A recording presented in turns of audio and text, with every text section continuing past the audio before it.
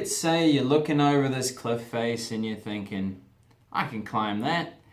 And you decide, you start climbing up it, but you've got this one little rope you've used all through your rock climbing career, and you're just so confident it's going to hang on, it's going to support you, because the gains you get from reaching that cliff is the biggest you've ever had in your life, so you're willing to take that risk.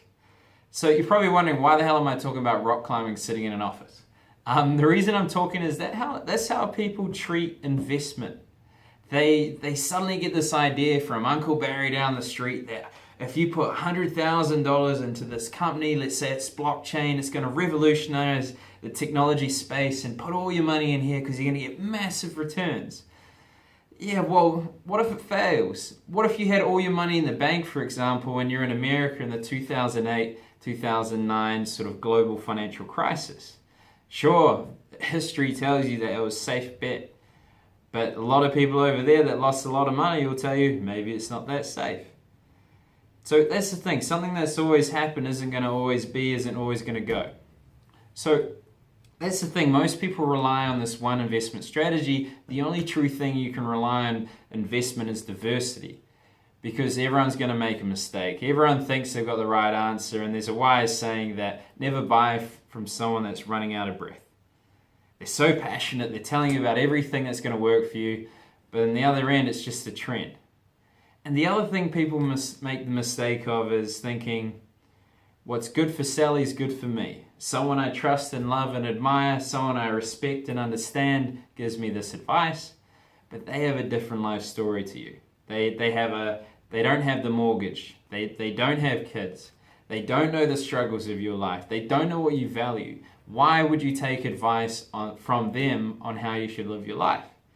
In reality, you need someone to sit down with you, explain, or understand everything about your life, what's important for you, and then tailor-make, I guess, an investment strategy for you. Because you may read endless business articles that tell you, oh, you need to invest in the New Zealand share fund, or you need to invest in this. But what if you need to make a drawdown in the next few years because you've got to make a down payment on a house, or you want to, I guess, get a family member to come home, and then you lose out on the market? So you can't rely on that. So you need someone to obviously make it individual. The other thing, obviously, as well is how do you not have all your eggs in one basket? Well, for example, a balance fund. That way you've got your risk diversified over this large area. Even if you're an amazing investment guru, you can't react to the market quick enough because you've got a day 9-to-5 job.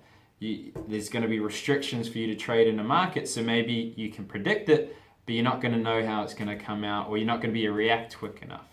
Because the stock market is similar to flipping a coin, head or tails, because they've actually measured a trend where you get a certain number of heads all at once. So you think the market's going good, and then you get all these tails all at once. Then you think the market's going to crash.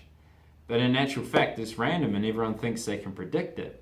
And that's the thing, everyone thinks, oh, I'm really confident, I know this is going to be the investment strategy, it's going to change the world, and maybe for that moment it was, but the system always beats the individual.